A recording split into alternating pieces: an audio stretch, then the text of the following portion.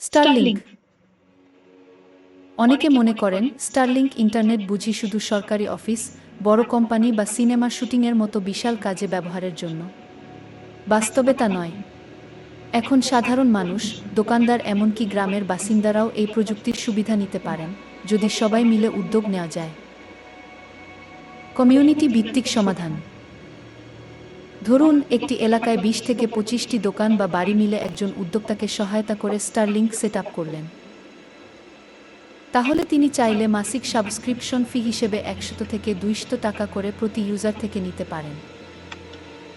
এভাবে রিকশাওয়ালাও সহজে ২০০ টাকায় মাসব্যাপী ওয়াইফাই ব্যবহার করতে পারবেন, দোকানপাট বা বাড়ির মতো করেই। খরচের সহজ হিসাব। খরচের ধরন আনুমানিক মূল্য টাকা। একবারের সেট আপ ৪৭,০০০ টাকা থেকে ৫১,০০০ টাকা। মাসিক ইন্টারনেট ফি ৪,২০০ টাকা থেকে ৬,০০০ টাকা।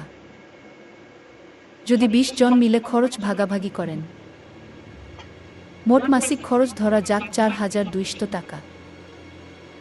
প্রতি জনের খরচ ৪,২০০ টাকা বা ২০ জন মাত্র ২১০ টাকা। স্টারলিংক টু রাউটার কানেকশন পদ্ধতি।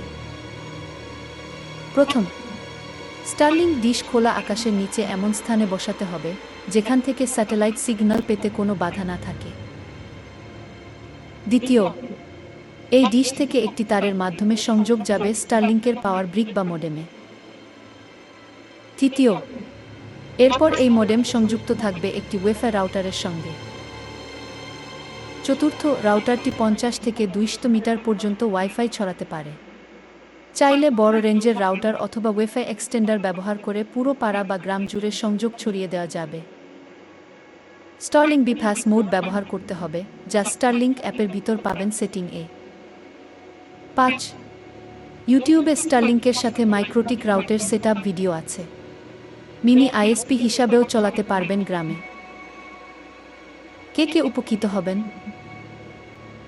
যেসব এলাকায় এখনও ব্রডব্যান্ড পৌঁছায়নি, শহরের নতুন গড়ে ওঠা পাড়া বা প্রত্যন্ত গ্রাম, দোকানদার, রিকশাচালক ও সাধারণ জনগণ, উদ্যোক্তারা যারা কম খরচে ইন্টারনেট দিয়ে আয় করতে চান।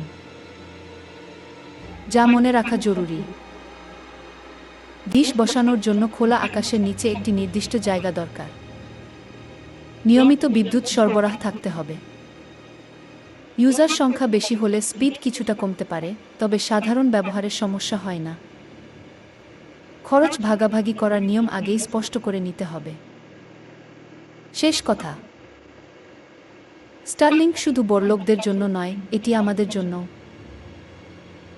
যদি আমরা সবাই মিলে পরিকল্পনা করি, তাহলে এটি হতে পারে এক যুগান্তকারী কমিউনিটি উদ্যোগ, যা আমাদের গ্রামের মানুষ, দোকানদার, এমনকি রিকশাওয়ালাকেও ডিজিটাল বাংলাদেশের মূল স্রোতে যুক্ত করতে পারবে।